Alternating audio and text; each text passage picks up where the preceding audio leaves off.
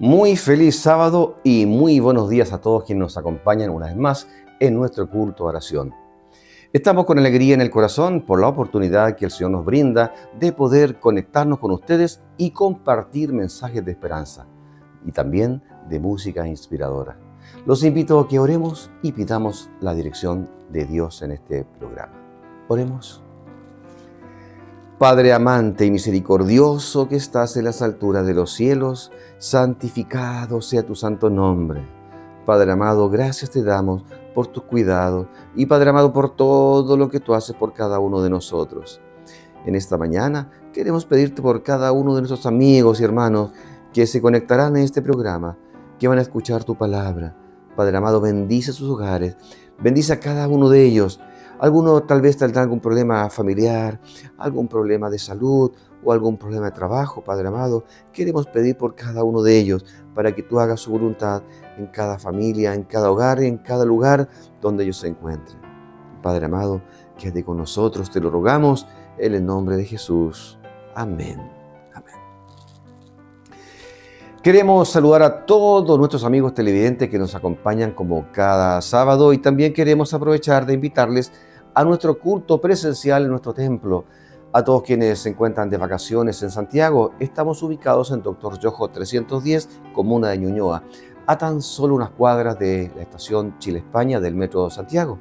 Estamos en pleno verano y muchos amigos pasan algunos días por la capital en estas fechas, por lo que queremos invitarlos a que nos visiten y podamos compartir con ustedes.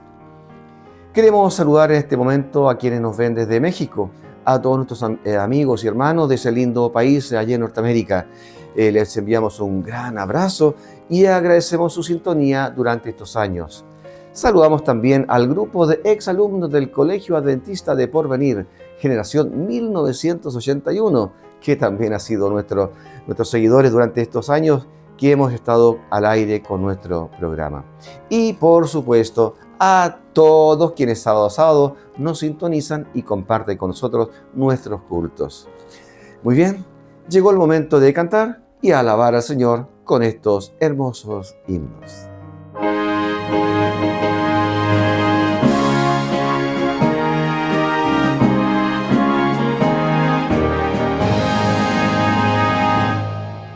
Siervos de Dios, la trompeta tocar,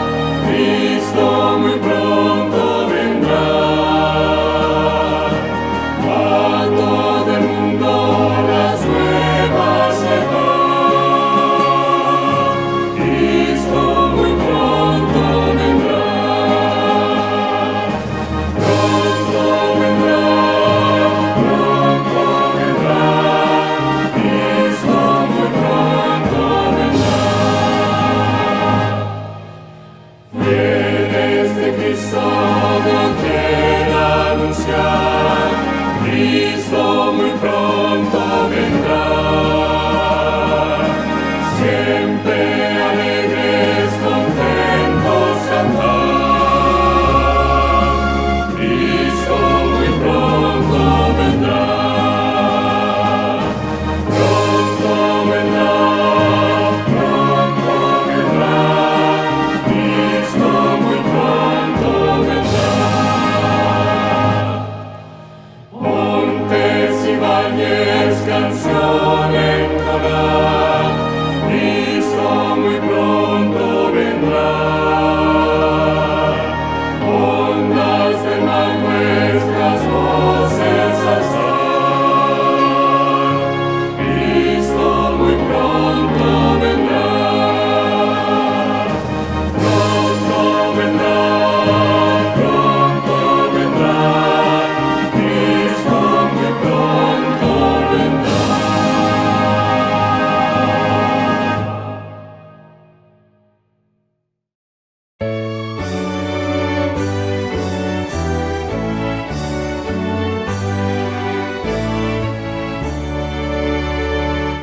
A Cristo corona, divino Salvador, sentado en alta majestad, es digno de loor.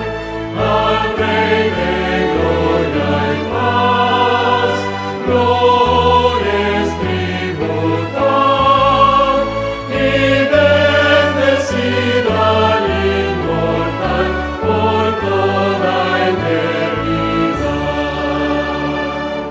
A Cristo coronar, Señor de nuestro amor, al triunfante celebra, glorioso vencedor, potente Rey de paz, el triunfo consumó, y por su muerte en la cruz su grande amor mostró. A Cristo coronar, Señor de vida y luz, con alabanzas proclamar los triunfos de la cruz.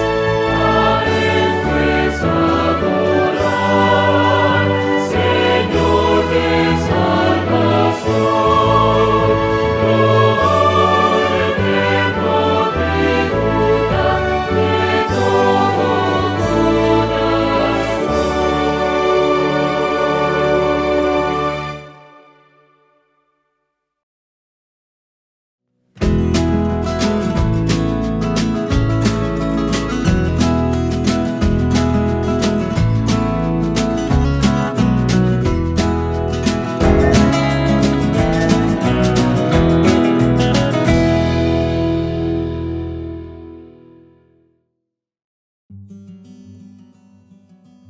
¿Trabajaría como misionero del primer país oficialmente ateo del mundo?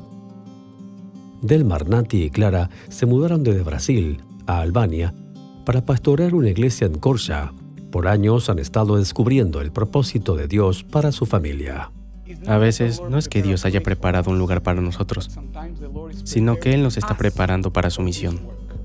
En 2021, se le pidió a Delmar que se mudara a la capital, Tirana, para trabajar como presidente de la misión albanesa. El traslado fue inesperado, pero abrió nuevas vías para que toda la familia sirviese.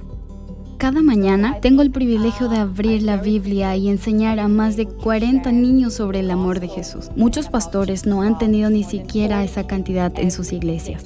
En el Jardín Infantil Adventista de Tirana, Nati comparte a Jesús con los niños ansiosos de conocer más. En nuestra lección sobre la Pascua, los niños probaron el pan y el jugo de uvas y cantaban: "Más de Jesús, más de Jesús". Es lo que deseo que haga en mi ministerio, ayudarlos a desear más de Jesús. Incluso Clara ha disfrutado del campo misionero mientras aprende el idioma y hace nuevos amigos. Creo que sería genial si más familias y niños se volvieran misioneros, porque así podríamos compartir a Jesús en otros países también. Pero la obra misionera en Albania no es fácil. Albania es muy secular, la gente disfruta socializar, pero cuando se menciona la Biblia muchos pierden el interés. A veces es difícil mantenerse motivado cuando no ves resultados. En un momento cuando Delmar luchaba por mantenerse motivado, le preguntó a su padre, un líder de la iglesia experimentado de Brasil, si era tiempo de rendirse. Mi padre nos visitó y dijo, esta iglesia es muy pequeña. Quizás sea tiempo de ir a donde veas resultados. Entendí su sentimiento, ya que a menudo medimos el ministerio por los números. Pero mientras hablábamos, yo le dije, incluso una débil y pequeña luz puede hacer una gran diferencia en un lugar muy oscuro.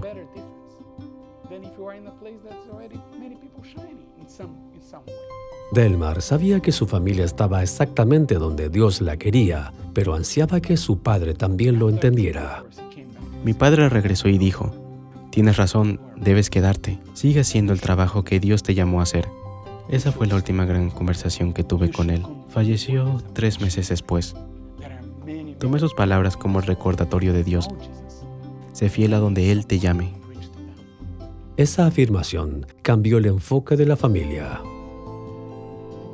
Si me preguntan, ¿por qué enviar más gente donde tu iglesia no crece? ¿Dónde es tan difícil? Bueno, creo que necesitamos más gente exactamente por eso. Porque es más difícil. Cuando te conviertes en misionero, ya no te enfocas en el lugar, sino en las personas. La misión lo cambia todo, incluso a nosotros. Desde Korça a Tirana, entre dificultades y oportunidades, la misión continúa.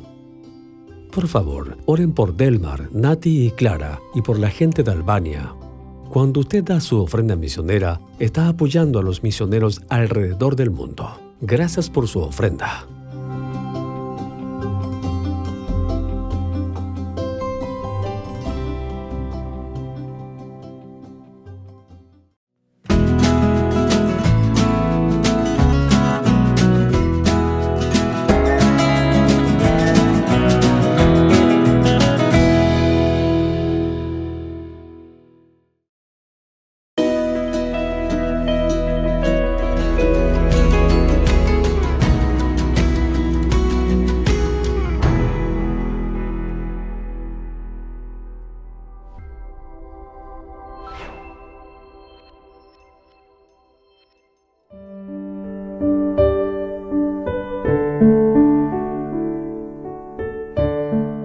Hola, mi amigo querido, mi hermano.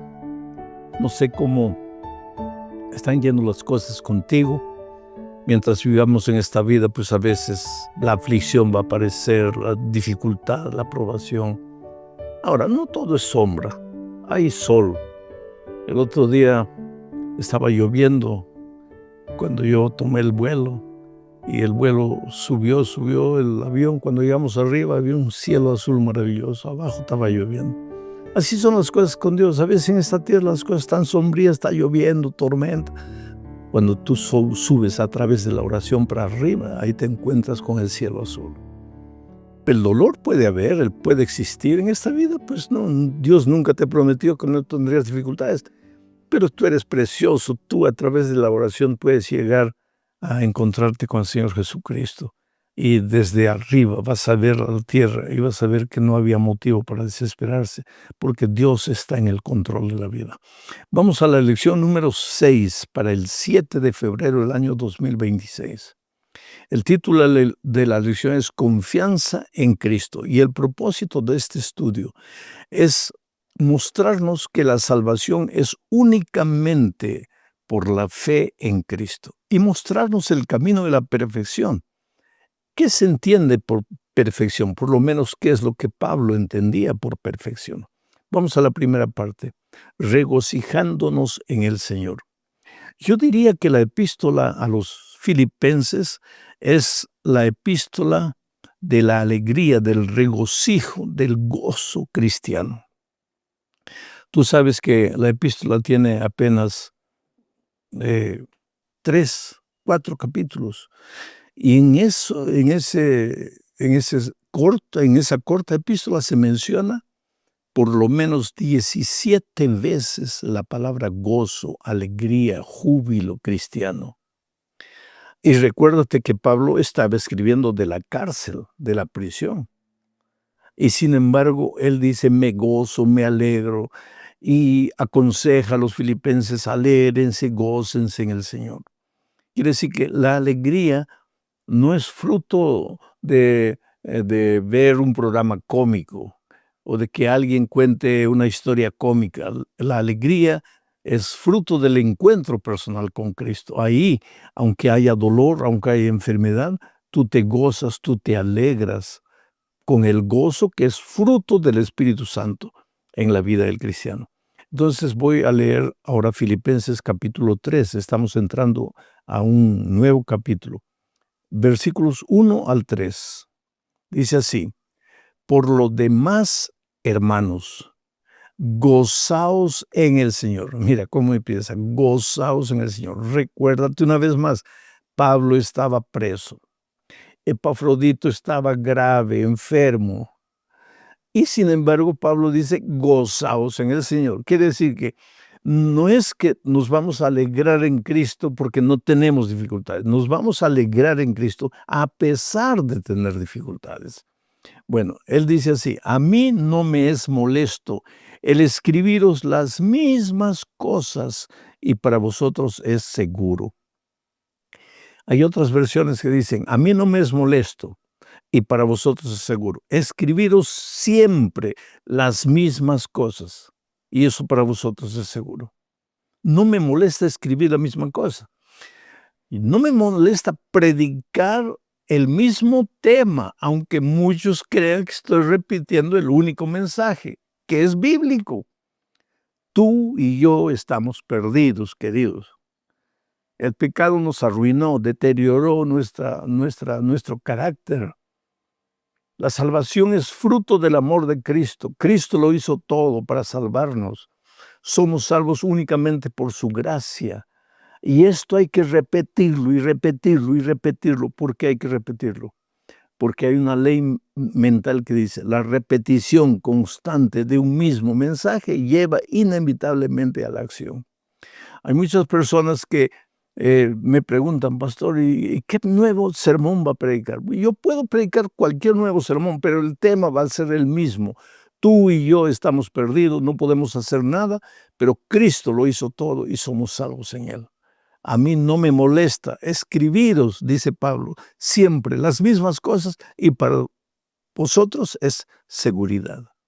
Entonces sigo leyendo ahora el versículo 2. Dice, guardaos de los perros, guardaos de los malos obreros, guardaos de los mutiladores del cuerpo.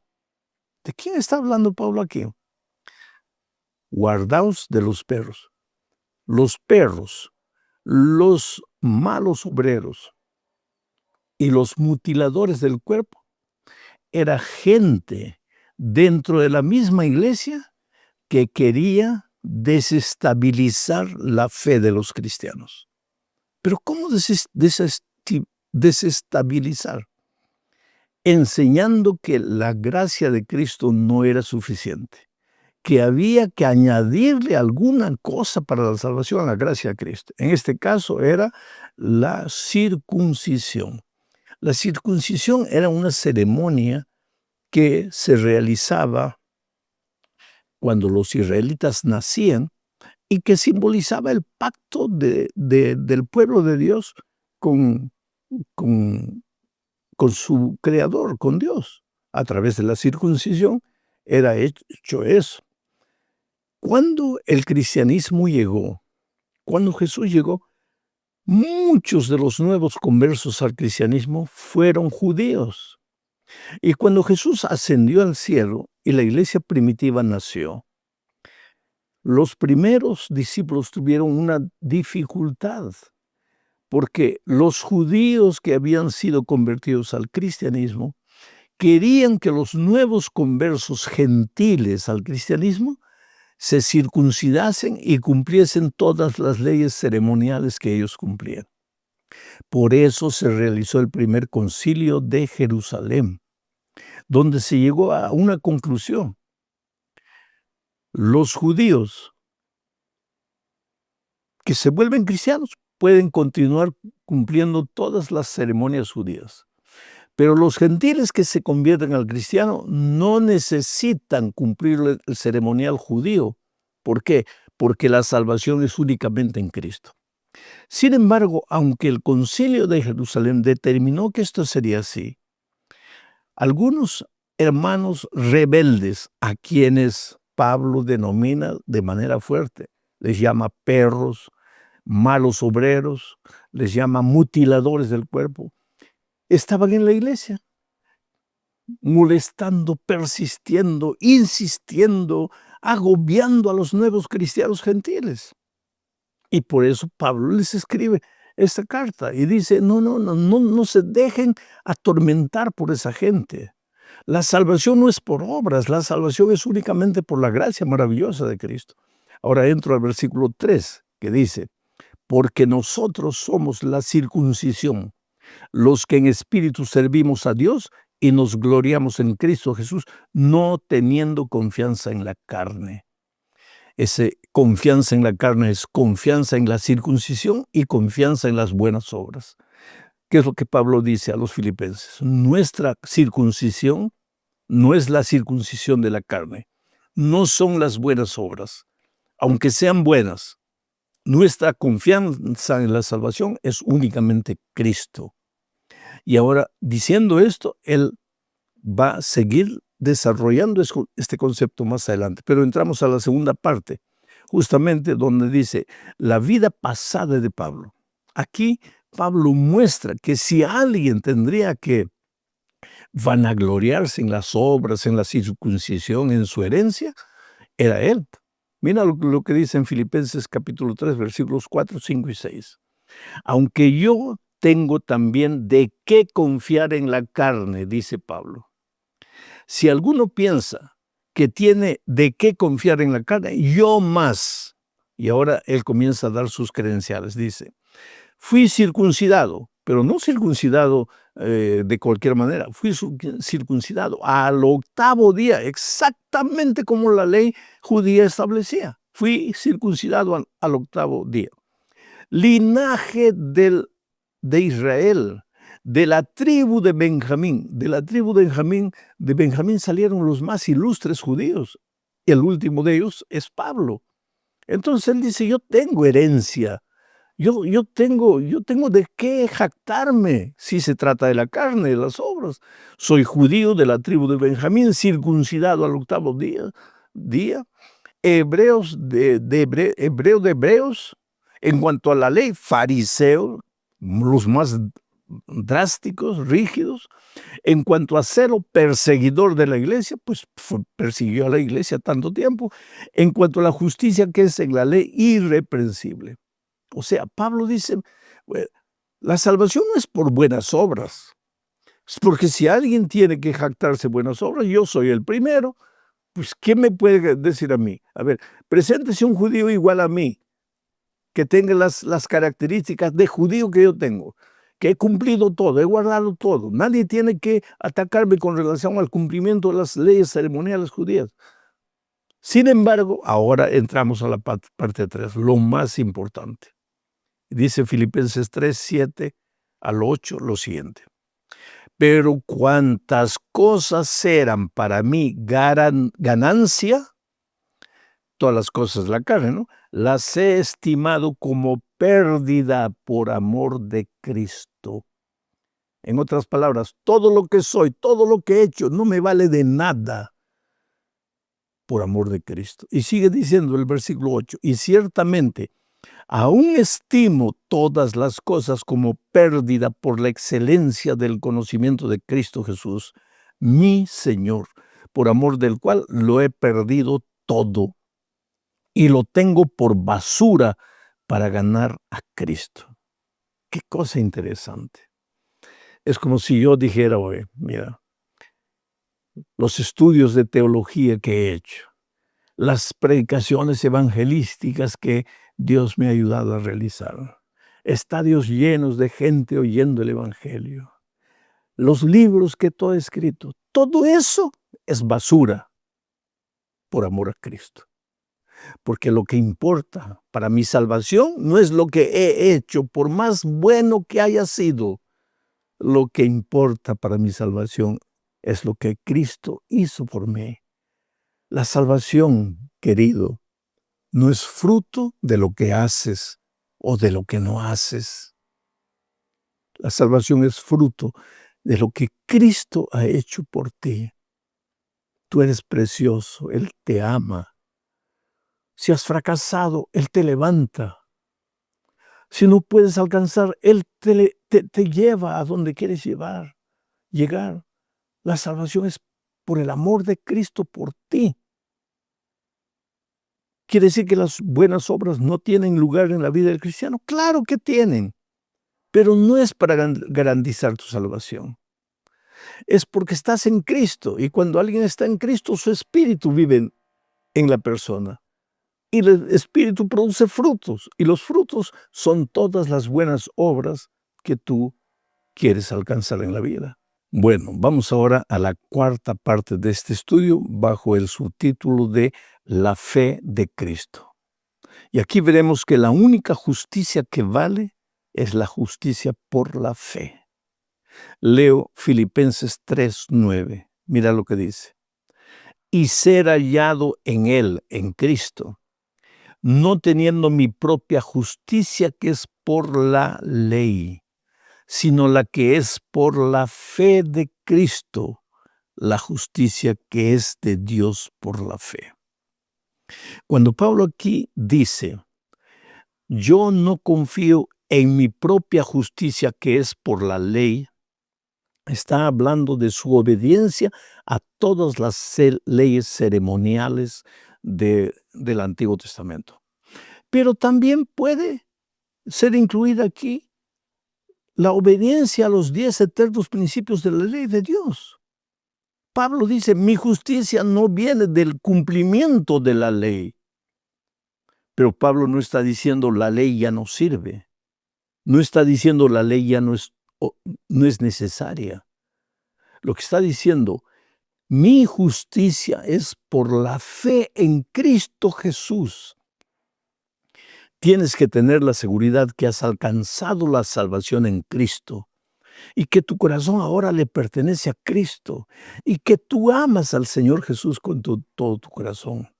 Y si realmente dices que le amas, entonces Jesús te va a mirar a los ojos y te va a decir, hijo, ¿tú me amas? Sí, Señor, yo te amo. Entonces Él te va a decir, entonces guarda mis mandamientos. ¿Qué mandamientos? Los eternos principios de mi ley, de mi santa ley. No para que te salves, porque te salvas únicamente por mi gracia. Pero vas a vivir una vida de obediencia porque ahora estás en mí, estás salvo. Vas a vivir como salvo. Vamos a hacer una ilustración un poco irrisoria. Al puerco le gusta la lama, el barro, el chiquero, la suciedad. Ahí está, él se revuelca feliz de la vida. Pero un día se encuentra con Cristo y Cristo lo transforma en una oveja. Ahora esa oveja, ¿qué va a hacer? ¿Va a buscar los pastos verdes o va a volver al chiquero a revolcarse en la lama? ¿Has visto alguna oveja revolcándose en la lama feliz? No. ¿Por qué? Porque ahora es oveja. Ahora, esa oveja, ese puerco se volvió oveja porque sus propias obras, por su propio trabajo, porque un día dijo, he decidido vivir como oveja y se fue a buscar pastos verdes. No. Ese puerco se volvió oveja por un milagro divino que es Cristo. Pero ahora vive como oveja porque es oveja. La misma cosa sucede en la vida cristiana. Yo vivía como un puerco espiritual porque no conocía a Cristo, pero conocí a Cristo, me volví oveja. Ahora voy a vivir como una oveja. No para ser oveja, sino porque soy oveja. ¿Te das cuenta? Ahora llegamos al fin de este estudio hablando de un asunto delicado que es la perfección. Solo una cosa vale: conocer a Jesús. La perfección cristiana es conocer a Jesús. Leo lo que dice Filipenses 3, 12 al 15. Dice así: no que lo haya alcanzado ya, ni que ya sea perfecto, sino que prosigo para ver si logro hacer aquello para lo cual fui también asido por Cristo Jesús. Hermanos, yo mismo no pretendo haberlo ya alcanzado. Pero una cosa hago, olvidando ciertamente lo que queda atrás y extendiéndome a lo que está delante, prosigo a la meta del premio, al premio del supremo llamamiento de Dios en Cristo Jesús. En otras palabras, lo que Pablo dice hasta aquí es: hermanos, yo todavía no soy perfecto. ¿Quién dice eso? Pablo, el gigante del Evangelio. Pablo, el que está escribiendo una carta espiritual para Filipos. Hermanos, yo todavía no soy perfecto. Y lo repite 2 veces: no lo he alcanzado. Estoy en camino, estoy en proceso, voy yendo, pero todavía no soy perfecto. Ahora, en el versículo 5, mira lo que dice: así que todos los que somos perfectos ya, esto mismo sintamos. Y si otra cosa sentís, esto también os lo revelará Dios. Si Pablo estuviera vivo, yo le diría: Pablo, discúlpame. Hasta el versículo 14 dices que todavía no eres perfecto, que estás caminando, que estás en dirección a la perfección, que te olvidas de lo que queda atrás, que sigues para adelante. Pero en el versículo 15 dice que ya eres perfecto. Entonces, por favor, explícame, ¿eres perfecto o no eres perfecto? Y él te diría: sí soy y todavía no soy. ¿Qué? Es que la perfección cristiana, querido, no es un punto al que tú llegas. La perfección cristiana es un camino que tú transitas mientras estás en esta tierra, rumbo a la perfección absoluta en Cristo Jesús. Pero como estás en esta vida y cargas todavía la naturaleza pecaminosa, esa naturaleza pecaminosa no te va a dejar ser feliz en Cristo, te va a atormentar. Y muchas veces vas a soltar las manos de Cristo. Por eso Pablo en Romanos capítulo 7 dice: miserable hombre que soy, ¿quién me librará de este cuerpo de muerte, de esta naturaleza pecaminosa? Porque yo quiero servir a Dios. Pero cuando me doy cuenta, ya me estoy yendo para el otro lado. Y si me estoy yendo para el otro lado, entonces yo no soy el que se va para allá. Es el pecado que está en mí, la naturaleza pecaminosa que me lleva. Entonces Pablo explica: no se desesperen, queridos. Hagan como yo. Olvídense de lo que queda atrás. Cayeron, fallaron, prometieron, no cumplieron. Olvídense. Mira para adelante y camina. Prosigue. El verbo proseguir en griego es lambano. Lambano. Prosigue. Lambana. ¿Qué quiere decir lambanar? Caminas, caminas, caminas. Llegas a la cumbre y te das cuenta que hay otra cumbre más alta. Caminas, caminas, caminas. Llegas a esa cumbre y te das cuenta que hay otra cumbre más alta. Y prosigues, prosigues, prosigues. Eso es lambanar. La vida cristiana es lambanar, proseguir, proseguir. Te resbalaste, levántate, continúa. Nadie se va a perder porque un día cayó. Si alguien se pierde, será porque habiendo caído no quiso levantarse. Pero mientras estás en esta tierra, luchando con la naturaleza pecaminosa, que solo será extirpada de ti cuando Cristo vuelva, tendrás que proseguir, proseguir con fe en Cristo Jesús. La vida cristiana es simple. Dios te ama mucho. Tú y yo no podemos. Cristo lo hizo todo. Todo lo que podemos hacer es aceptar a Jesús, vivir en Él, no separarnos de Él, caminar con Él, permitir que su carácter se refleje en nuestra vida y servir de luces de inspiración para la gente que todavía no conoce a Jesús. Un abrazo, querido. Dios te bendiga. Muchas felicidades.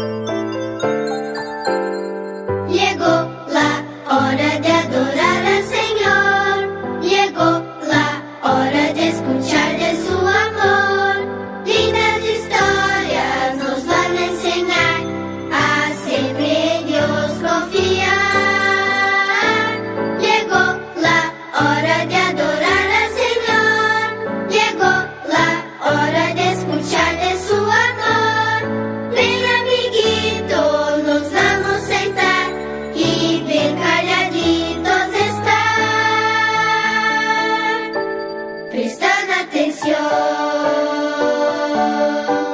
en adoración.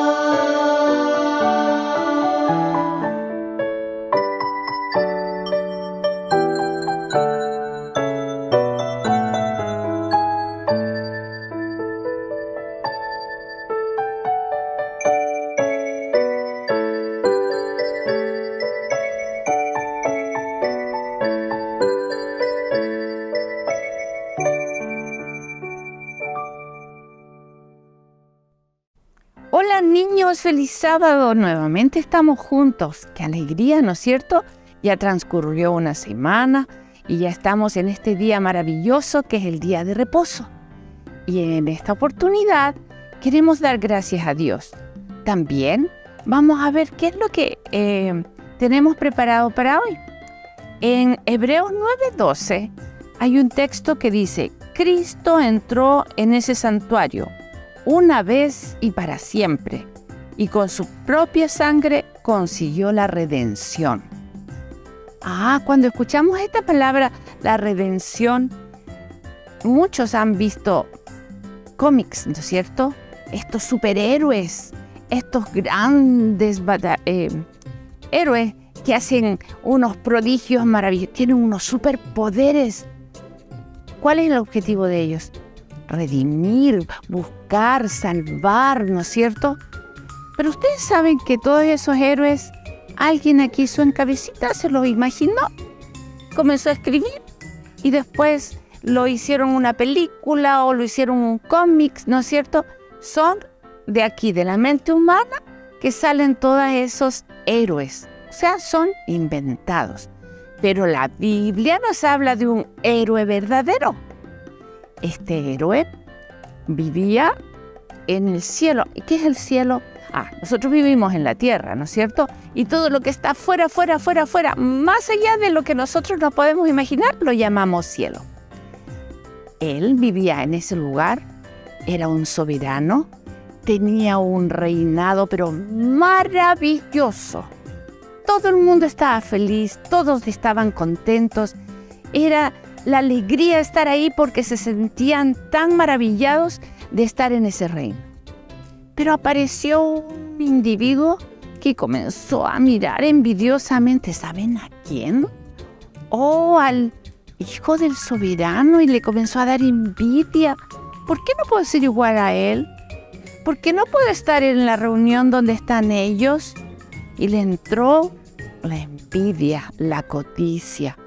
Y comenzó a conversar con los otros ángeles que estaban ahí, todos los otros seres que estaban ahí. Y comencé a decir, no, él es tirano. Él lo único que quiere es que le obedezcan. No, si no le obedecen, él seguro que los destruye. Y entonces comenzó a sembrar la discordia, la molestia.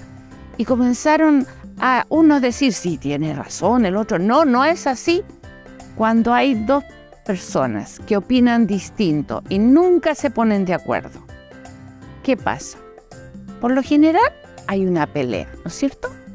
Y entonces la Biblia nos relata que hubo una batalla en el cielo. Y de esa batalla, ¿quién ganó? Ganaron los ángeles que decían que Dios es amor y que Él nos ama, y los otros perdieron y tuvieron que irse de ahí. ¿Y a dónde fueron? Dice, sabemos que ellos fueron por muchos otros lugares, y cuando llegaron aquí a la Tierra, al planeta Tierra, fueron, ¿no es cierto?, engañados los habitantes de aquí en la Tierra. Le creyeron que Dios no era amor. Bueno, niños, Jesús, para demostrar que Él era amor, Él vino acá a la Tierra y se hizo humano. Y al hacerse humano, Él demostró que se podía vivir como Él decía, honrando, obedeciendo y haciendo siempre la voluntad de Dios, con amor. Él oraba a su Padre y con esa certeza de orar a su Padre sanaba a muchas personas, cuidaba y enseñaba de lo que era verdaderamente Dios. Lamentablemente comenzaron a no entenderlo y lo crucificaron. Y Él murió. Pero esa muerte era ¿para qué? Para salvarnos a nosotros, porque Él pagó lo que Dios dijo, que si se cometía un error, se iba a morir. Y Él dijo, no, yo voy a ir y por cada uno del que crea en mí, yo voy a pagar su cuenta. Ese es un superhéroe. Ese es el héroe que nos ha permitido y nos permitirá estar eternamente, ¿no es cierto?, en ese reino maravilloso que la Biblia nos cuenta. Niños, nosotros tenemos que buscar a este gran superhéroe. ¿Qué les parece si le pedimos a Dios que nos ayude a entender, a buscarlo de corazón para conocer este maravilloso superhéroe? ¿Oramos, niños? Padre eterno que estás en el cielo, tú conoces mi corazón y el corazón de cada uno de los que están escuchando en este momento. Te rogamos que tú nos ayudes a decidir siempre buscarte de corazón, a honrarte y que tú nos des la oportunidad de siempre hacer tu voluntad. Perdona nuestras faltas. Sabemos que Jesús ya pagó por ellas y te rogamos que tú nos acompañes en cada momento de nuestra vida. Te lo imploramos en el nombre de Jesús. Amén. Bien, niños, que tengan lindo sábado.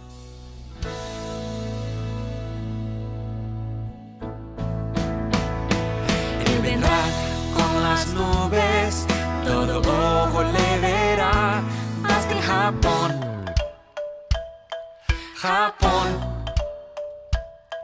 Él vendrá con las nubes, todo ojo le verá, hasta en Bolivia.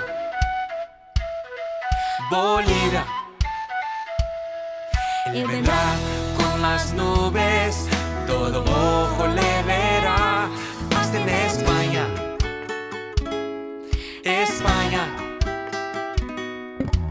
Todo pueblo, lengua y tribu y naciones cantarán, aleluya al Rey que viene Jesús. Oh, oh, oh, todo pueblo, lengua y tribu y naciones cantarán, aleluya al Rey que viene Jesús.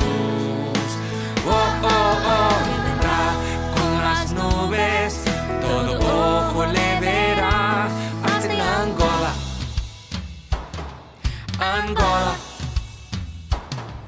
Él vendrá con las nubes, todo ojo le verá, hasta en Estados Unidos.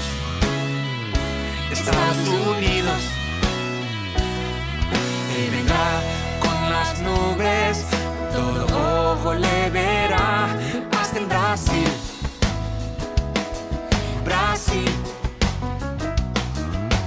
Todo pueblo, lengua y tribu y naciones cantarán, aleluya al Rey que viene Jesús.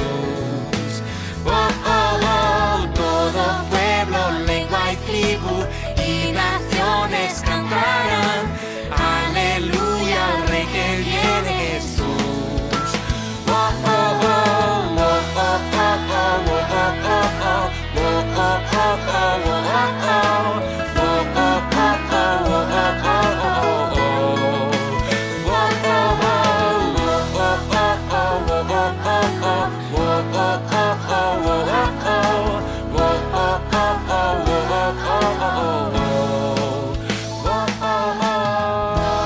pueblo, lengua y tribu y naciones cantarán, aleluya al Rey que viene Jesús.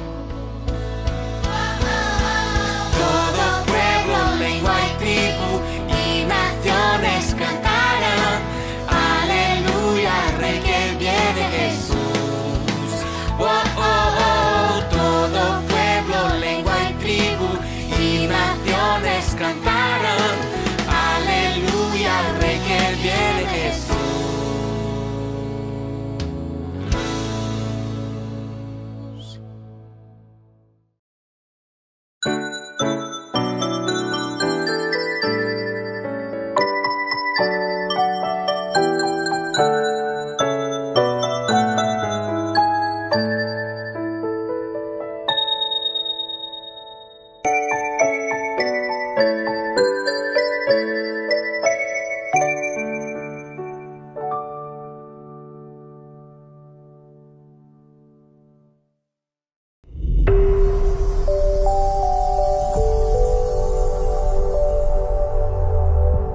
quiero llevarte a que medites en el mayor amor y la mayor esperanza en el universo.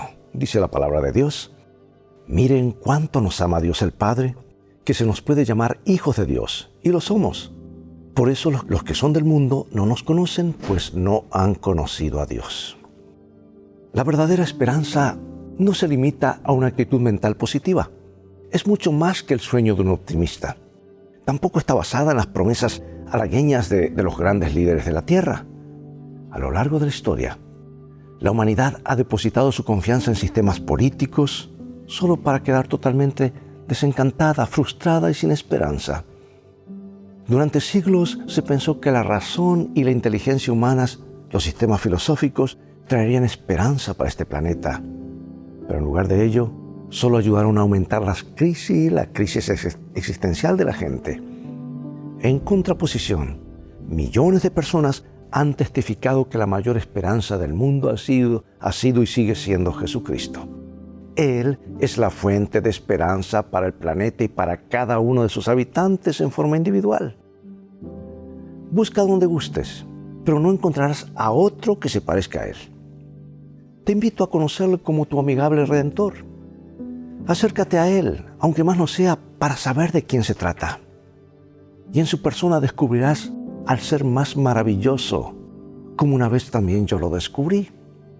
Si prefieres, no creas inicialmente en Él, pero con tu corazón sincero y con objetividad analiza la vida y la obra de este supremo personaje de ayer, de hoy y de siempre.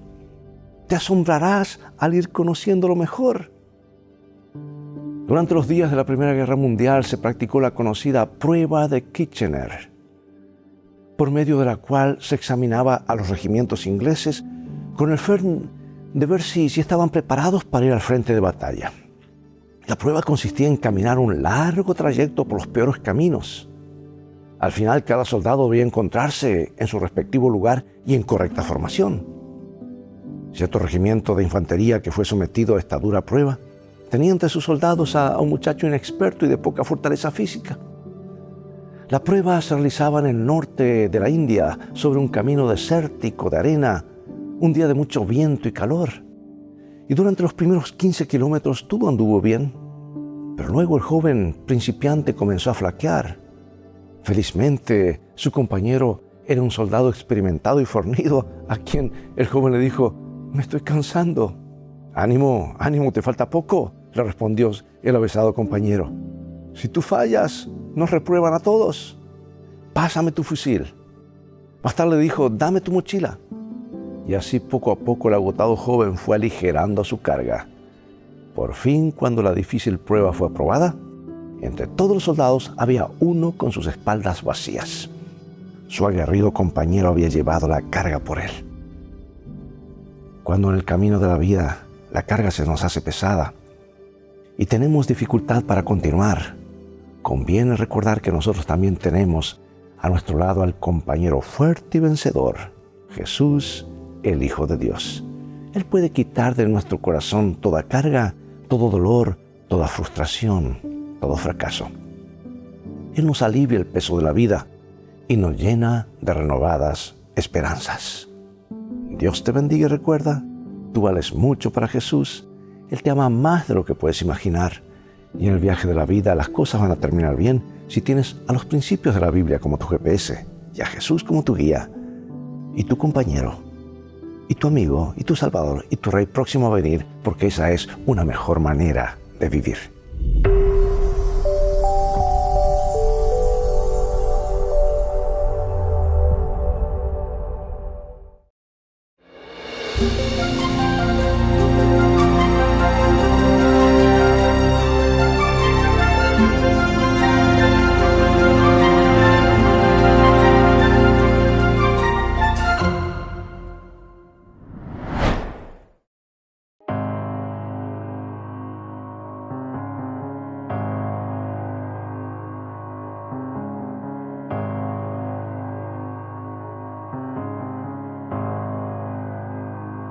Te amo, Dios,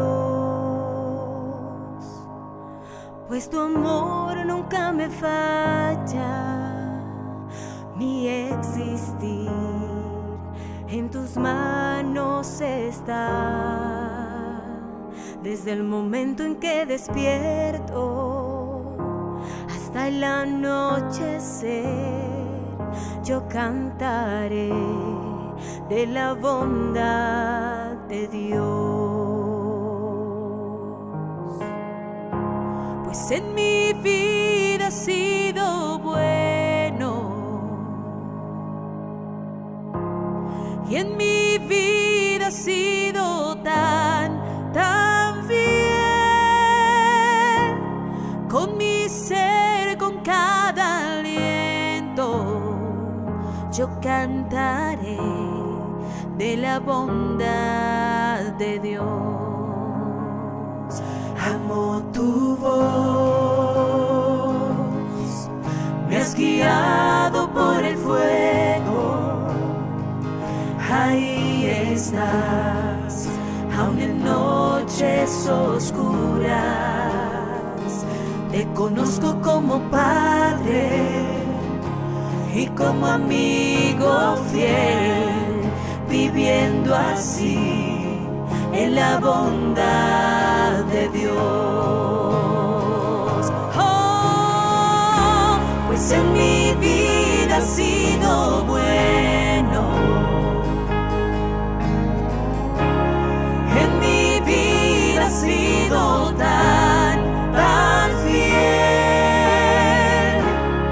Con mi ser, con cada aliento, yo cantaré de la bondad de Dios. Tu bondad me ha perseguido Dios. Tu bondad me ha perseguido Dios. En adoración y rendido a ti, me entrego hoy, mi Dios. Tu bondad me ha perseguido Dios. Tu bondad me ha perseguido Dios.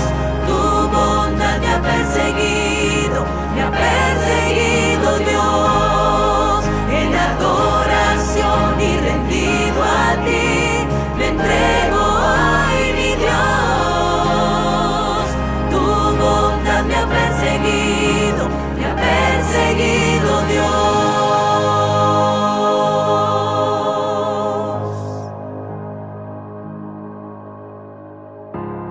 En mi vida ha sido bueno, en mi vida ha sido tan fiel. Con mi ser, con cada aliento, yo cantaré de la bondad de Dios. Yo cantaré. En mi vida ha sido bueno, en mi vida ha sido bueno, en mi vida ha sido tan fiel. Y con mi ser, con cada aliento, cantaré de la bondad de Dios. Cantaré de la bondad de Dios. Yo cantaré de la bondad de Dios.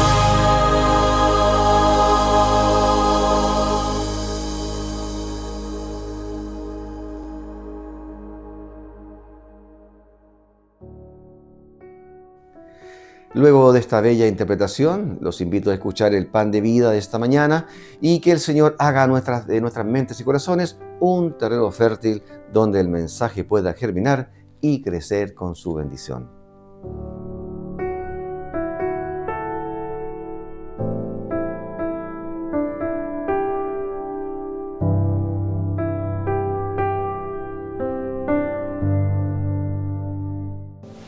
Había sido una noche larga y tormentosa en el mar de Galilea.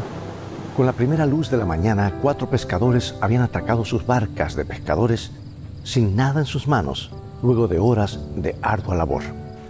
Bajaron las redes de los barcos y las arrastraron fuera del agua para limpiarlas de algas y desperdicios. Uno de aquellos hombres, curtidos por el sol, de larga barba, tenía un aspecto imponente. Su nombre era Pedro, el líder del grupo. Les hizo algunas señas a los hombres que había contratado para mostrarles las roturas de las redes que necesitaban remiendo. No estaban de buen ánimo. Él no era de los que se tomaba un fracaso livianamente. Ocupado en la limpieza de los barcos, no se había dado cuenta de que a todo a lo largo de la costa se estaban reuniendo una gran multitud. De pronto vio que cientos de personas estaban allí y en medio de todas ellas un hombre al que creyó reconocer. El hombre comenzó a hablar. Sí, era el maestro de Nazaret. Y Pedro estaba a punto de tener un encuentro extraordinario con Jesús. Un encuentro que pondría su mundo patas para arriba, o diría de cabeza. Muchas personas tienen la impresión de que la religión es para los débiles, para los que no pueden bastarse a sí mismos. Creen que algunos necesitan el apoyo y la confirmación de la fe, pero que los fuertes, los seguros de sí mismos, las personas sanas, pueden arreglárselas solos. Muchas gracias, no te necesito. Eso es lo que dicen, tal vez no con palabras, pero con sus acciones. Tienen la idea de que la religión los limita, los detiene. Hoy vamos a conocer a un personaje dinámico, autosuficiente, que tuvo que enfrentarse con la pregunta: ¿hay que ser débil para ser cristiano? Ese personaje es Pedro, el pescador. Lo encontramos a la orilla del lago que se conocía como Mar de Galilea, después de una larga y nada productiva noche de pesca. Jesús llegó a la escena y comenzó a enseñarle a la multitud. Pedro lo escuchaba sin dejar de trabajar en su barco. Jesús le había caído bien desde el primer momento cuando se habían conocido. Era tan distinto de los escribas y los sacerdotes, siempre tan quisquillosos con los detalles de la ley. Aparentemente los tenían cansado a Pedro y a todos los demás, estos líderes religiosos. Pero en realidad este hombre era distinto de todas las personas religiosas que Pedro había conocido. Parecía venir del más allá. Su porte daba una sensación de poder que se asemejaba a los elementos de la naturaleza. La multitud seguía creciendo en la playa. Los que estaban detrás trataban de hacerse un lugar más cerca. Jesús se vio obligado a retroceder hasta que sus pies se introdujeron en el agua. Entonces le pidió a Pedro si podía subirse a su bote. El pescador estuvo encantado de hacerle el favor. Y cuando terminó su discurso, Jesús le propuso algo inesperado. Vámonos de pesca. Le pidió a Pedro que llevara el barco a aguas profundas y arrojara las redes. Pedro miró a Jesús sorprendido y le explicó: mira, trabajamos toda la noche muy arduamente y no pudimos pescar nada. La mejor hora de pescar era por la noche. No se conseguía mucha pesca a la luz del día. Pero Pedro captó en sus ojos el deseo sincero de Jesús y le dijo: pero si tú lo pides, arrojaré las redes nuevamente. Y cuando ajustaba las velas y apuntaba la proa de la embarcación hacia el centro del lago, y cuando más tarde se sentaba en la popa sintiendo el viento fresco sobre la barba, no tenía la menor idea de que estaba navegando rumbo a su destino. Ese sería un punto crítico en su vida. Jesús pensaba pedirle a Pedro que se convirtiera en un discípulo de tiempo completo, que dejara el negocio de la pesca para seguirlo. Y eso que Pedro le ofrecía un problema particular a Jesús. No es que Pedro no pudiera tomar decisiones, digamos las cosas como son, solía tomarlas al instante. No es que Pedro le escapara a los desafíos, le encantaba enfrentarlos. Podía encarar a cualquier hombre, hacerse cargo de cualquier obstáculo. El problema era que el llamado de Jesús consistía en una sola palabra: sígueme. Y Pedro era cualquier cosa menos un seguidor. Pedro era un líder nato, un hombre seguro de sí mismo, un protector. Tenía mucho éxito en el negocio de la pesca. No había necesitado que nadie lo llevara de la mano. Pero el temperamento de Pedro se manifestó claramente en su relación posterior con Jesús. Quería ser protagonista en el juego. Si Jesús caminaba sobre el agua, Pedro quería caminar sobre el agua como él. Si Jesús le pedía una declaración de fe, Pedro era el primero en hacerla. Cierta vez en la cima de una montaña no muy lejos del mar de Galilea, Jesús se transfiguró ante Pedro y otros 2 discípulos. Se presentó ante ellos en su gloria divina, junto a Moisés y Elías. ¿Y cuál fue la reacción de Pedro? Es grandioso estar aquí, dijo. Construyamos 3 templos, uno para cada uno de ustedes. En otra ocasión, cuando Jesús habló de los sufrimientos que le aguardaban, Pedro lo llevó aparte y lo retó. Lo leemos en San Mateo, capítulo 16, versículo 22. Entonces Pedro, tomándolo aparte, comenzó a reconvenirle, diciendo: Señor, ten compasión de ti. En ninguna manera esto te acontezca. Pedro era la viva imagen del hombre seguro de sí mismo y poderoso. No se trata de que no admirara y amara a Jesús, sino que no era un seguidor. Seguidores eran los débiles, los necesitados. Ellos aparentemente seguían a Jesús con mucha facilidad. Los lisiados eran sanados, los ciegos recuperaban la vista, los paralíticos se paraban sobre sus pies. Era natural que esas personas desearan seguir a Cristo, el poderoso obrador de milagros.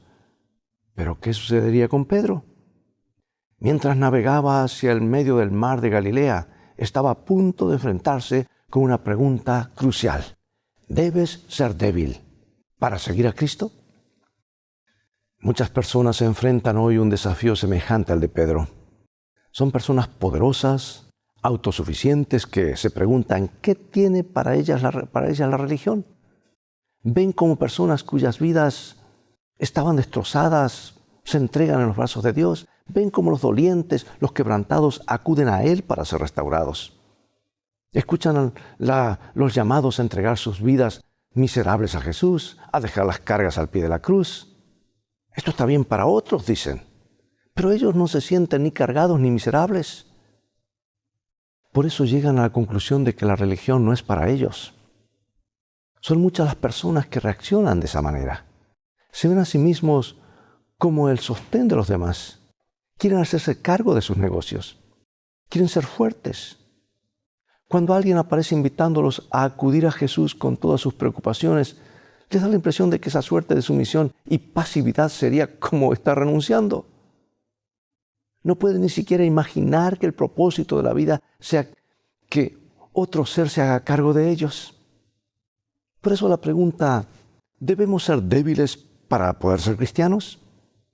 Esa es la pregunta que se hacen hoy las personas poderosas y seguras de sí mismas. Y esa es la pregunta que Pedro tuvo que enfrentar mientras navegaba en el mar de Galilea. ¿Cómo haría Jesús para convertir en discípulo a alguien que era todo menos un seguidor? Bien, veámoslo. Pedro bajó las velas cuando el bote alcanzó la parte más profunda del lago. Entonces, tal como Jesús le había indicado, volvió a arrojar las redes. Apenas se introdujeron en el agua, comenzaron a cargarse de peces. Era un banco de peces completo. Pedro no podía creer lo que veía en sus ojos. Él y su hermano Andrés comenzaron a levantar la red, pero estaba demasiado pesada. La red se empezó a rasgar. Tuvieron que llamar a los compañeros del otro bote para que los ayudaran a levantar la pesca. Y Pedro llenó el otro bote, pero la red aún estaba atestada. Y comenzaron a cargar su propio barco hasta que casi se hunde. Ahora sí que Pedro estaba apabullado. Conocía ese lago como la palma de su mano. Sabía de pesca. No había forma de hacer una pesca como esa a plena luz del día. Ya habían estado en ese lugar la noche anterior. Pero este maestro había producido la pesca del año con una sencilla sugerencia. Este hombre era extraordinario, un hombre grandioso. Pedro, el impulsivo, se arrojó a los pies de Jesús y exclamó lo primero que se le vino a la mente: «Apártate de mí, Señor, porque soy hombre pecador». Y Jesús cambió su vida con una sola frase: «Desde ahora serás pescador de hombres». Ese fue el llamado, esa fue la invitación. ¿Cómo hizo Jesús para convertir en discípulo a un hombre que podía hacerlo todos menos un seguidor? Le mostró cuánto más podía hacer. Llegó hasta donde él estaba y le mostró que con Cristo Pedro podía hacer mucho más que estando solo. Despertó su imaginación, le abrió un mundo de posibilidades. 2 barcos abarrotados de peces. Esa es la razón por la cual Pedro respondió afirmativamente a la invitación: sígueme y te haré pescador de hombres. Lucas nos dice que después de llevar las barcas a la costa, Pedro dejó todo y siguió a Jesús. Cristo tiene un mensaje especial para los que se sienten fuertes, y es: sígueme y podrás hacer mucho más de lo que has soñado jamás. Puedes hacer más, nunca menos. Escucha la bendición de Pablo, otra persona muy fuerte, que escribió en Efesios capítulo 3, versículo 20. Y a aquel que es poderoso para hacer todas las cosas mucho más abundantemente de lo que pedimos o entendemos, según el poder que actúa en nosotros. 2 barcos cargados de peces eran inmensurablemente más de lo que Pedro podía haber imaginado. Se sintió apabullado por el poder y la nobleza de Cristo. Entonces se lanzó a los caminos tras él. Pero ese no fue más que el comienzo de la historia, no fue más que el comienzo de una serie de aventuras que cambiarían la vida de Pedro. Aquel individuo de carácter fuerte, autosuficiente, se había sentido atraído a Jesús porque le había planteado un desafío mayor: convertirse en pescador de hombres. Pero antes tenía que aprender una lección muy importante, y le insumiría algún tiempo en aprenderla. Pedro tenía que adquirir otro tipo de fortaleza. Tenía que ser fuerte y valiente, pero en un nuevo sentido. No se trataba de unir sus fuerzas a las de Cristo, sino que el poder de Cristo tenía que entrar en él de alguna manera. Y ese poder, esa fuerza sobrenatural, esa fortaleza espiritual ingresaron en el corazón y en el alma de Pedro. Cristo lo transformó, aunque no se pudo advertir claramente hasta después que Jesús regresara al cielo. Déjame que te dé algunos ejemplos de esa transformación, de esa clase de diferente de fortaleza. Las personas fuertes, seguras de sí mismas, suelen decir todo lo que les viene a la mente sin hacerse problemas. No miden las consecuencias. Y Pedro era de esa manera. Pero también era muy impulsivo y cuando abría su boca solía meter la pata.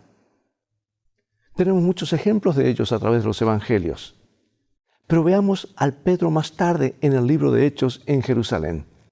En cierta ocasión fue llevado ante un concilio judío para hablar acerca de Jesús en el templo. Ya había estado preso por hacer eso y ahora lo volvía a hacer. Los oficiales judíos pusieron caras de máxima indignación. «Has llenado Jerusalén con tu doctrina», bramaron. Los oficiales tenían la seguridad de que podrían intimidar a ese pescador que tenían delante. Al fin y al cabo, ese era Pedro, el que había salido corriendo con los demás discípulos cuando habían arrestado a Jesús. En el juicio de Jesús había negado ante su siervo tan siquiera conocer a Jesús ante un siervo. Tenían que poner los impulsos de Pedro en la dirección correcta. Pero en vez de discutir o de hacer nuevas promesas, Pedro le respondió con toda calma: es necesario obedecer a Dios antes que a los hombres. Y continuó recordándoles que había condenado a Jesús a morir en una cruz y que Dios lo había levantado entre los muertos y lo había exaltado en los cielos. Y Pedro terminó estas afirmaciones diciendo: nosotros somos testigos suyos de estas cosas. Los oficiales judíos no sabían qué hacer. El hombre que estaba ante ellos era diferente. Tenía otra clase de fortaleza, una determinación más firme. Y al final les dieron una nueva advertencia a Pedro y sus compañeros. Los azotaron, los dejaron ir, y Pedro se regocijó por haber podido padecer vergüenza en el nombre de Jesús. Sí, algo le había sucedido a aquel pescador. Antes, cuando hablaba, no hacía más que meter la pata, por decir así. Ahora, cuando hablaba, miles se convertían. Antes Pedro había mostrado cierta clase de valentía. Cuando Jesús le dijo a los discípulos que se olvidaran de él en la hora del juicio, Pedro respondió lo que está en San Mateo 26, 33 y 35. Aunque todos se escandalicen de ti, yo nunca me escandalizaré. Aunque me sea necesario morir contigo, no te negaré. Y Pedro era sincero al decirlo. estaba dispuesto a morir como todo un hombre por Cristo. También estaba dispuesto a pelear como hombre. Y cuando los soldados entraron en el jardín de Getsemaní, Pedro desenvainó su espada. Y cuando avanzaron para arrestar a Jesús, Pedro puso el pecho y le cortó la oreja al siervo sumo sacerdote. Yo pienso que le tiró a cortar la cabeza, pero el muchacho se hizo así y le cortó la oreja. Trato de imaginarme. Pero entonces, cuando Jesús dejó que lo prendieran, la determinación de Pedro se esfumó. Salió huyendo, corriendo para salvar su vida en medio de la noche, junto con los demás discípulos. Pedro estaba preparado para pelear por Jesús, pero no estaba preparado para que se burlaran de él por Jesús. Esa misma noche, una sirviente creyó reconocer a Pedro y lo señaló como uno de los seguidores galileos de Jesús. Otras personas asintieron. Pedro juró enojado: no conozco a ese hombre. Antes de que se diera cuenta, había negado al que significaba todo para él. Pedro pensaba que sería el único que permanecería firme en los tiempos difíciles, pero sucumbió ante las presiones al igual que los demás. Sin embargo, más tarde, en el libro de los Hechos, encontramos a ese mismo hombre haciendo gala de una valentía muy diferente. Estaba nuevamente en prisión por haber predicado abiertamente el nombre de Cristo. El rey Herodes lo había arrestado. Tenía la intención de ejecutar a Pedro para ganar puntos con algunos de sus súbditos judíos. Pero en medio de la noche, un ángel vino al rescate de Pedro, se presentó en la celda donde el apóstol estaba encadenado entre dos soldados, acudió para salvarlo. Las cadenas cayeron y las puertas de la prisión se abrieron. Pero en la narrativa surge un detalle notable. El libro de los Hechos nos dice que el ángel tuvo que despertar a Pedro. Tuvo que tocarlo y decirle: pronto, levántate. Piénsalo, amigo y amiga. Ahí tenemos un hombre que va a ser sometido a juicio al día siguiente. El juicio está armado en su contra. Con toda seguridad lo condenarán a muerte. Cualquier persona normal estaría caminando de pared a pared en el interior de la celda, transpirando, preocupado y angustiado. Pero Pedro estaba dormido. Y a lo largo del libro de los Hechos encontramos valerosas actitudes de Pedro a favor de Cristo. Pero este simple detalle habla una enormidad de la clase de valentía que había entrado en su corazón. Contrasta con las bravuconadas de aquel hombre que le juraba lealtad a Jesús en un momento y al instante siguiente negaba conocerlo. En la celda de la prisión, Pedro tenía la serena seguridad de que se encontraba en las manos de Dios, porque estaba haciendo la obra de Dios. Dios era el responsable por los resultados. Para resumirlo, Pedro ya no trataba de ser valiente por sus fuerzas, ya no trataba de parecer corajudo o valiente por sí mismo. Él ahora lo era en su corazón. Entonces ya hemos visto los contrastes entre Pedro de antes y el Pedro de después.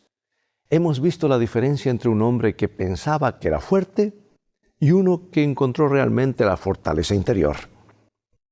¿A qué se debe la diferencia? ¿Qué le sucedió a Pedro? Bueno, para entenderlo, analicemos su fracaso. Después de negar a Cristo, Pedro tuvo que mirarse a sí mismo. Pedro era un hombre de acción, un movilizador, un agitador, seguro de sí mismo. No estaba acostumbrado a hacer introspecciones, a mirarse en su interior. Pedro ahora tuvo que vérselas con su debilidad, su vulnerabilidad. Y eso le permitió entregarse a la fortaleza que Cristo tenía para ofrecerle. Le permitió aceptar la necesidad de una clase de valentía más profunda. El amor de Cristo irrumpió en él, lo conquistó por completo. Por eso, cuando el Espíritu Santo fue derramado en el día del Pentecostés, Pedro lo recibió plenamente. Estaba preparado. Su orgullo no fue impedimento. No estaba aparentando ni haciendo poses de autosuficiencia, sino que tenía la actitud de quien está realmente necesitado. Y en la primera carta de Pedro tenemos un atisbo de ello. Escucha lo que él dice. 1 Pedro 4. Cada uno, según el don que ha recibido, ministrelo a los otros, como buenos administradores de la multiforme gracia de Dios. Si alguno habla, habla conforme a las palabras de Dios. Si alguno ministra, ministre conforme al poder que Dios da, para que en todo sea Dios glorificado por Jesucristo, a quien pertenecen la gloria y el imperio por los siglos de los siglos. Amén. Así es, amigo y amiga. Esta advertencia es una descripción de la nueva vida de Pedro. No estaba intentándolo por sus propios medios. Estaba convencido de que el don de Dios, la gracia de Dios, obraba en su interior. Y cuando habló, no lo hizo en base a su propia elocuencia, sino que eran las palabras de Dios expresadas por su intermedio. Cuando servía con la fortaleza que Dios le proporcionaba. ¿Se convirtió Pedro en una persona débil después de su conversión? De ninguna manera. Encontró una fortaleza mayor. Encontró un valor más profundo. ¿Pero tuvo esta persona dura que aceptar su propia debilidad? Claro que sí. Tuvo que ver que no podía hacerlo por sus propios medios. Tuvo que ver eso para tener verdadera fortaleza. Tú y yo, al igual que Pedro, tenemos que estar en Cristo. Antes, la valentía de Pedro era como una armadura superficial, un tanto quebradiza, que sonaba a hueco por dentro. Después, el valor de Pedro era como el acero templado. ¿Hay que ser débil para ser cristiano? No. Pero tienes que reconocer tu debilidad para poder adquirir la verdadera fortaleza. La personalidad más poderosa de la historia te invita a que compartas su vida. Quiere colocar una fortaleza superior dentro de ti, una valentía mayor. La persona más poderosa y más amorosa de la historia quiere cambiarte de dentro hacia afuera. Pero debes acudir a Él reconociendo tu necesidad, sin asumir posturas, sin pretender lo que no eres. Debes ir a Él tal como eres. Imitemos a Pedro y respondamos al gran llamado de Cristo. Sígueme. Imitemos a Pedro ahora mismo, mientras inclinamos nuestras cabezas para orar. Querido Padre, gracias por haber enviado a tu Hijo Jesucristo al mundo para mostrarnos cómo es la vida abundante. Gracias por mostrarnos en qué consiste la verdadera fortaleza interior. Queremos ser todo lo que tú quieres que seamos, pero no podemos hacerlo por nosotros mismos. Al depender en nuestras propias fuerzas, nos volvemos orgullosos y presuntuosos. Nos quebramos. Por eso acudimos a ti reconociendo que aún en nuestra fortaleza hay debilidad. Necesitamos que tus cualidades estén en nuestras vidas. Necesitamos tus dones y tu gracia. Necesitamos que comiences perdonándonos y aceptándonos. Toma nuestras vidas ahora mismo y moldéalas a tu imagen. Te lo pedimos en el nombre de Jesús, nuestro Salvador. Amén.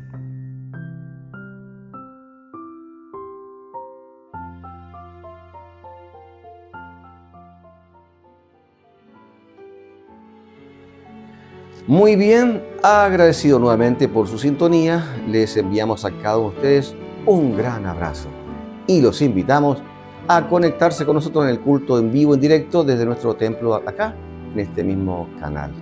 Dios les bendiga y los esperamos el próximo sábado a las 10 de la mañana en punto. Jehová te bendiga y te guarde. Jehová haga resplandecer su rostro sobre ti y tenga de ti misericordia. Jehová alce sobre ti su rostro y ponga en ti paz.